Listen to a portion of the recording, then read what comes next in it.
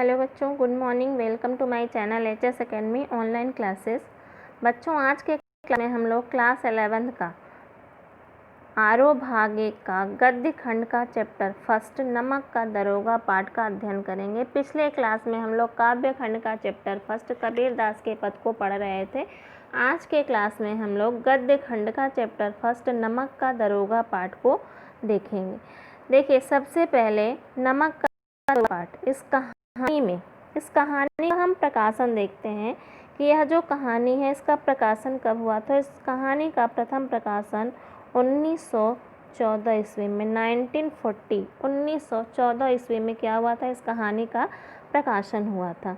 यह कहानी जो है, रचनाकार अभी हमने आपको बताया कि रचनाकार कौन है। इस कहानी के रचनाकार मुंशी प्रेमचंद्र जी हैं और इस कहानी के द्वारा लेखक ने एक आदर्श व्यक्तित्व को, किस प्रकार के व्यक्तित्व को, एक आदर्श व्यक्तित्व को प्रस्तुत करने का प्रयास किया है। आदर्श व्यक्तित्व को प्रस्तुत करने का प्रयास किया है, उजागर करने का प्रयास किया है।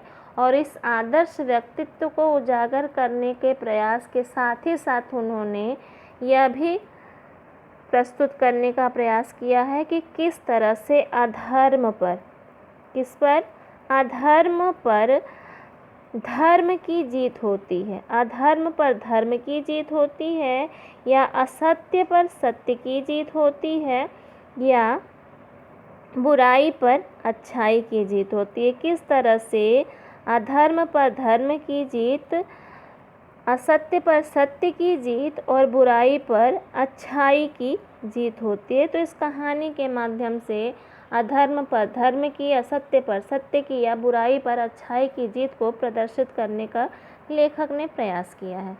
देखिए, इस कहानी के माध्यम से जो हमें यह संदेश लेखक ने दिया है, वह संदेश यह है कि चाहे हमारे सामने कोई कितना भी बुरा व्यक्तित्व का व्यक्ति क्यों न हो, हमारे आसपास कितनी भी बुराइयां क्यों न हो, कितना भी आडंबर, कितना भी छलावा, कितना भी दिखावा क्यों न फैला हुआ हो, यदि हमारा आचरण अच्छा है, हमारा व्यवहार अच्छा है, हमारी जो बाणी है उसमें मिठास है, बाणी में कुशलता है, तो हम अपने अच्छे व्यवहार से, अपने आचरण से, अपनी बाणी के मिठास से हम सभी कितनी भी कठिन परिस्थितियाँ क्यों न हो हमारे सामने, हम उसे परिवर्तित कर अपने अनुकूल बना सकते हैं। समय हमारे साथ कितना भी विपरीत क्यों न हो जाए, परिस्थितियाँ हमारे कितनी भी विपरीत क्यों न हो जाए, हम अपने व्यवहार से, अपने आचरण से, अपने वाणी के मिठास से, अपनी वाणी की कुशलता से उन परिस्थितियों को परिवर्तित करके उसे अपने अनुकूल बना सकते हैं। अपने अच्छे व्यवहार से बुरे व्यक्तित्व को, चाहे कितना भी हमारे सामने बुरा व्यक्तित्व वाला व्यक्ति क्यों न हो, हम अपने विचार से, अपने उत्तम व्यवहार से, अपने वाणी की मिठास से उस बुरे व्यक्तित्व वाले व्यक्ति के हृदय को भी परिवर्तित कर सकते हैं। इस कहानी के माध्यम से यही संदेश, यही सीख लेखक ने हमें देने का प्रयास किया है। कहने का तात्पर्य क्या है कि मनुष्य के सामने चाहे कितनी भी कठिन परिस्थितियां क्यों न हो, उसे उस परिस्थितियों का धैर्यता के साथ, आत्मबल के साथ सामना करना चाहिए, न कि उन परिस्थितियों से को छोड़ कर के भाग जाना चाहिए। मनुष्य को किसी भी परिस्थिति में जो उसका वास्तविक स्वरूप होता है, जो उसका अपना वास्तविक रूप होता है, उसका जो कर्तव्य होता है, उसका जो व्यवहार होता है, उससे उसे कभी भी विचलित नहीं होना चाहिए। चाहे समय कैसा भी हो, चाहे परिस्थिति कैसी भी हो, हमें अपने कर्तव्य से, अपने आचरण से, अपने व्यवहार से हमें विचलित नहीं होना चाहिए, पीछे नहीं हटना चाहिए।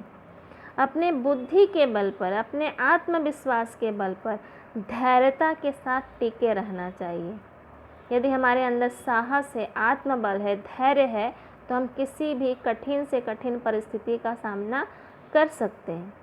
और इस प्रकार का गुण यदि किसी के भी अंदर हो, चाहे वह कोई भी व्यक्ति हो, तो वह किसी भी परिस्थिति का सामना कर सकता है। और यही इस कहानी में भी हमें देखने को मिलता है कि किस तरह से इस कहानी में असत्य पर सत्य की विजय होती है, परिस्थितियाँ चाहे कितनी भी विपरीत क्यों नहीं हो गई हैं, किस तरह से उन परिस्थितियाँ, वो जो विपरीत परिस्थितियाँ थी, कैसे व्यक्ति के अनुकूल हो जाती हैं। और यदि परिस्थितियाँ जब विपरीत हो जाएं और मनुष्य अपने मनोबल का त्याग कर दे, धैर्य का त्याग कर दे, तो वहीं पे सारी चीज़ें समाप्त हो जाती हैं। फिर मनुष्य कहाँ अग्रसर हो जाता है? पतन की ओर अग्रसर हो जाता है। तो इस कहानी में यही हमें देखने को मिलता है। तो कहानी स्टार्ट करने से पहले, कहानी को जानने से पहले हमें कहानी के रचनाकार के बारे में थोड़ा सा जानकारी ले लेना चाहिए कि इस तरह की जो कहानी है, इस तरह का संदेश देने वाला व्यक्ति जो है, उसका व्यक्तित्व कैसा है, उसका कृतित्व कैसा है, उसका व्यवहार कैसा है, उसका आचरण कैसा है। तो हम सबसे पहले देखते हैं कि नमक का दरोगा पाठ के लेखक का क्या नाम है। तो नमक का दरोगा पाठ के जो लेखक हैं, इनका नाम क्या है? मुंशी प्रेमचंद्र है। अब मुंशी प्रेमचंद्र ने आधुनिक कहानियों में, सबसे पहले हम देखते हैं कि इन्होंने आधुनिक कहानियों में यथार्थवादी परंपरा की नींव रखी थी। यथार्थवादी परंपरा का मतलब क्या हुआ? यथार्थवादी परंपरा का मतलब हुआ कि जो उस समय तत्कालीन समाज की जो परिस्थितियाँ थी, जो स्थितियाँ थीं, जो समाज की मनोवृत्तियाँ थीं, लोगों का जैसा व्यक्तित्व था, जैसा आचरण था, जैसा व्यवहार था, उसी को प्रेमचंद्र ने अपनी कहानियों का आधार बनाया है। प्रेमचंद्र से पहले जो कहानियाँ थीं वह कल्पना पर आधारित होती थीं। किस पर आधारित होती थीं? कल्पना पर आधारित होती थीं। प्रेमचंद्र ने अपनी कहानियों में किसका आधार बनाया? यथार्थ को आधार बनाया, आदर्श को आधार बनाया। इन्होंने अपनी कहानियों में किसको आधार बनाया?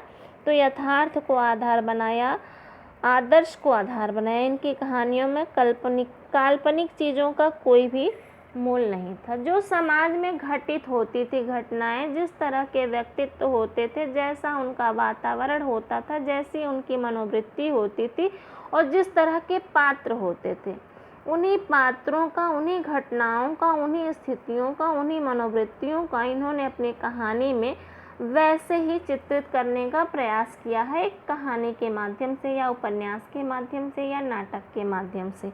तो इस वजह से मुंशी प्रेमचंद्र आधुनिक कहानियों में यथार्थवादी परंपरा की नींव रखने वाले व्यक्ति थे। ठीक, इनका जो मूल नाम था वह धनपत राय था। प्रारंभ में, बचपन में जो इनका नाम था वह नाम क्या था? धनपत राय। बाद में ये मुंशी प्रेमचंद के नाम से प्रसिद्ध हुए।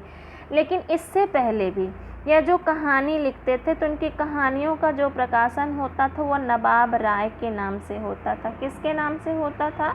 तो नवाब राय के नाम से होता था। इनका जन्म 31 जुलाई 1880 ईस्वी में कहाँ हुआ था? तो वाराणसी के निकट। कहाँ हुआ था?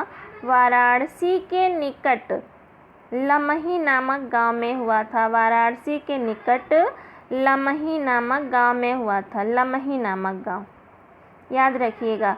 मुंशी प्रेमचंद्र का जन्म कहाँ हुआ था और कब हुआ था? तो 31 जुलाई 1880 ईस्वी में वाराणसी के निकट लमही नामक गांव में हुआ था। कहाँ हुआ था? वाराणसी के निकट लमही नामक गांव में इनका जन्म हुआ था।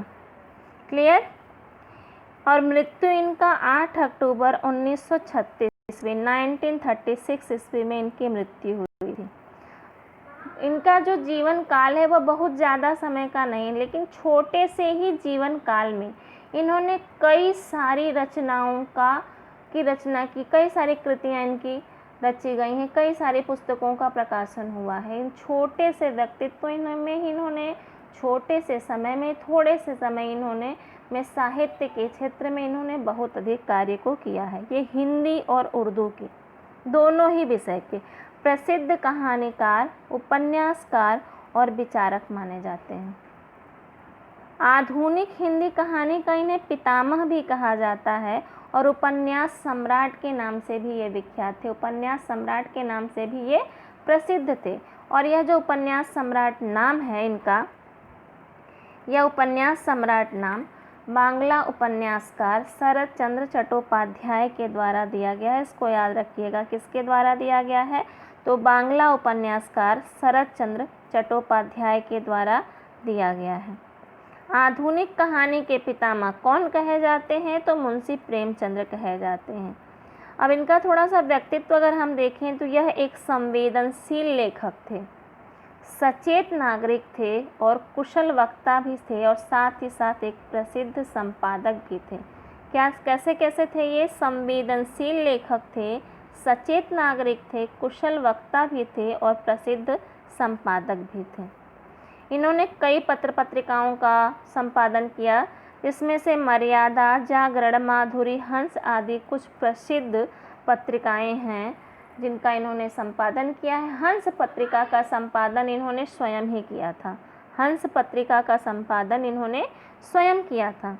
1936 ईस्वी यानी जिस सन में इनकी मृत्यु हुई थी उसी सन में 1936 ईस्वी में ये अखिल भारतीय प्रगतिशील लेखक संघ के अध्यक्ष भी बनाए गए थे, अध्यक्ष भी नियुक्त किए गए थे। किस सन में? 1936 ईस्वी में।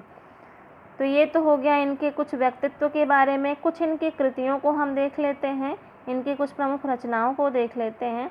ऐसे तो इनकी बहुत सारी रचनाएं हैं, लेकिन जो कुछ प्रमुख रचनाएं हैं, जो कुछ प्रसिद्ध रचनाएं हैं, जिसमें कुछ उपन्यास हैं जैसे सेवा सदन, प्रेमाश्रय, रंगभूमि, कर्मभूमि, गबन, गोदान, कायाकल्प, निर्मला, ये सब क्या है? इनके प्रसिद्ध उपन्यास हैं।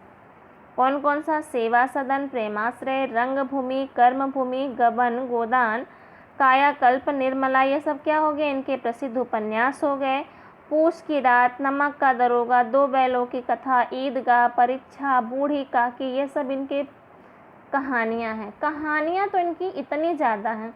और दूसरी चीज़, इनके जो उपन्यास, इनकी जो कहानियाँ हैं, इतना ज़्यादा आदर्श व्यक्तित्व वाली, इतना सामाजिकता से जुड़ी हुई, इतनी जो कह सकते हैं कि तत्कालीन परिस्थितियों से जुड़ी हुई थी कि इनकी कहानियों पर कई तरह के फिल्म भी बनाए गए हैं। इनकी कहानियों पर कई तरह के फिल्म भी बनाए गए हैं।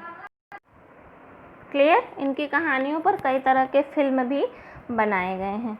इनके जो कुछ देखिए, इनके मरणोपरांत इनकी कहानियों का संग्रह मानसरोवर नाम से हुआ है। मरणोपरांत इनकी कहानियों का संग्रह मानसरोवर नाम से हुआ है, जिसे 8 खंडों में बांटा गया है। तो कहानियों के संग्रह जो है मानसरोवर क्या है? तो मुंशी प्रेमचंद्र की कहानियों का संग्रह है, जो कितने खंडों में विभाजित है? तो 8 खंडों में विभाजित है। और इनके जो कुछ प्रसिद्ध नाटक हैं जैसे करबला हो गया, संग्राम हो गया, प्रेम की बेदी हो गया, ये कुछ इनके प्रसिद्ध नाटक हैं। अब इनकी मृत्यु के 100 वर्ष के बाद यानी 31 जुलाई 1880 में इनकी मृत्यु हुई थी। तो 31 जुलाई 1980 यानी जन्म शती के अवसर पर पूरे 100 वर्षों के बाद इनके नाम पर 30 पैसे मूल्य का एक डाक टिकट जारी किया गया था, इसको भी याद रखिएगा। और गोरखपुर में ये बहुत दिनों तक शिक्षक भी रहे हैं। गोरखपुर में ये बहुत दिनों तक शिक्षक भी रहे हैं। तो उन्हीं की स्मृति में गोरखपुर में प्रेमचंद्र साहित्य संस्थान की स्थापना भी की गई है। प्रेमचंद्र साहित्य संस्थान की स्थापना कहाँ की गई है? गोरखपुर में, क्योंकि यहाँ पे वह बहुत दिनों तक शिक्षक पद पर भी आसीन थे। कौन? मुंशी प्रेमचंद्र। ठीक, एक और इनके लिए इम्पोर्टेंट चीज़ है, यहाँ पे इसको देख लीजिए कि 125वीं जयंती पर वाराणसी के जो निकट लमही नामक गांव है जहाँ पर किनका जन्म हुआ था, वहीं इनकी स्मारक भी बनाई गई है और एक शोध संस्थान की स्थापना भी की गई है। और यह घोषणा 125वीं जयंती पर की गई थी। यदि आप वाराणसी गए हो, वहाँ के आसपास अगर आप जानो लमही, तो उस गेट पूरा बना हुआ है और वो आपको अंदर वो सारी चीज़ें दिखाई देगी, उनका स्मारक वगैरह शोध संस्थान सब कुछ दिखाई देगा। और जब आप थोड़ा सा भी आप पढ़े हो तो सारी की सारी चीज़ें आपके मस्तिष्क पटल पर चित्रित हो जाती हैं एक रेखा चित्र के माध्यम से। तो ये क्या हो गया? मुंशी प्रेमचंद्र का थोड़ा सा व्यक्तित्व हो गया, उनकी रचनाएं हो गई, उनका जीवन परिचय हो गया। नेक्स्ट क्लास में हम लोग नमक का दरोगा कहानी को देखेंगे कि इस कहानी का सारांश क्या है। इस कहानी में किस तरह से बंशीधर और आलोपी दिन के बीच जो वाद विवाद होता है, किस तरह से अधर्म पर धर्म की जीत होती है, किस तरह से बुराई हार जाती है और अच्छाई जीत जाती है, किस तरह से असत्य परास्त हो जाता है और सत्य का बोलबाला हो जाता है। इन सब चीज़ों का हम अध्ययन करेंगे नेक्स्ट क्लास में। तब तक के लिए जय हिंद, जय भारत।